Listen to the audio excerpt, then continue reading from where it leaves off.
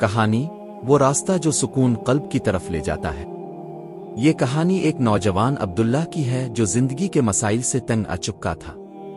وہ ہر وقت الجھن میں رہتا، کبھی مال و دولت کے پیچھے بھاگتا تو کبھی شہرت کی خواہش اسے بے سکون رکھتی۔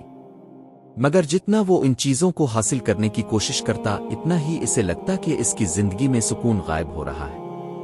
ایک دن وہ اپنے گاؤں کے ایک بزرگ عالم مولانا حامد کے پاس گیا اور اپنی پریشانی بیان کی۔ عبداللہ نے کہا، مولانا صاحب، میں نے سب کچھ حاصل کرنے کی کوشش کی لیکن سکون دل نہیں مل رہا۔ کیا اسلام میں سکون حاصل کرنے کا کوئی راستہ ہے؟ مولانا حامد مسکرائے اور کہا، بیٹے، سکون تو اللہ کے ذکر اور اس کے بتائے ہوئے راستے پر چلنے میں ہے۔ کیا تم نے قرآن کی یہ آیت سنی ہے، اللہ بذکر اللہ تطمئن القلوب؟ یقیناً دلوں کا سکون اللہ کے ذکر میں ہے۔ عبداللہ نے کہا، جی مولانا صاحب، لیکن عملی طور پر میں کیا کروں؟ مولانا نے اسے ایک مثال دیتے ہوئے کہا، زندگی کو ایک باغ سمجھو۔ اگر تم اس میں وقت پر پانی دو، کانٹے نکالو اور بیج کی حفاظت کرو تو پھل ملیں گے۔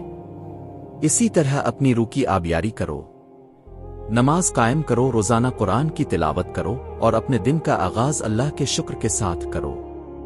عبداللہ نے مولانا کے مشورے کو قبول کیا اور اپنی زندگی بدلنے کا فیصلہ کیا۔ وہ صبح فجر کی نماز سے دن کا آغاز کرنے لگا اور دن بھر چھوٹے چھوٹے نیک اعمال جیسے کسی کو خوشی دینا، سچ بولنا اور محتاجوں کی مدد کرنا اپنی عادت بنا لی۔ چند ماہ بعد عبداللہ دوبارہ مولانا کے پاس آیا۔ اس کی آنکھوں میں خوشی جھلک رہی تھی۔ اس نے کہا، مولانا صاحب، اب ٹھیک کہتے تھے، جب میں نے اللہ کی رضا کے لیے کام کرنا شروع کیا تو میرے دل کا بوجھ ہلکا ہو گیا۔